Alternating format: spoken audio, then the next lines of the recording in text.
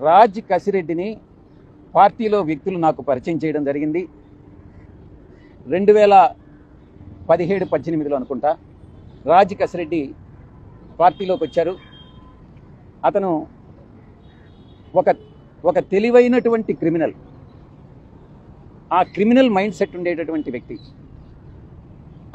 అంత criminal brain ఉంది అన్నటువంటిది తెలియక పార్టీలో పెద్దలందరూ కూడా పరిచయం చేస్తే నేను ఎంకరేజ్ చేసినటువంటి మాట వాస్తవం.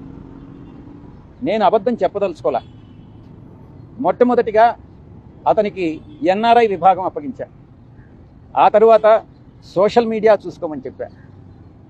ఆ తరువాత ఈ ప్రశాంత్ కిషోర్ గారు అక్కడి నుంచి వస్తూ ఉంటే ఆయన మనకు కన్సల్టెంట్గా ఉన్నప్పుడు ఆయనకు ప్రోటోకాల్ అంతా చూసుకోమని చెప్పడం జరిగింది. ఈ రకంగా పార్టీలో అతి ముఖ్యమైనటువంటి బాధ్యతలు అతనికి అప్పగించింది నేనే, ఎంకరేజ్ చేసింది నేనే. ఈ విషయంలో నేను తప్పు చేశాను అన్నటువంటి భావన ఈరోజు నాకు కలుగుతూ ఉంది. ఇంత దుర్మార్గపు వ్యక్తి ఏ రకంగా నన్ను మోసగించాడు అన్నటువంటి విషయం నాన్నే ఆశ్చర్యానికి గురి చేస్తుంది.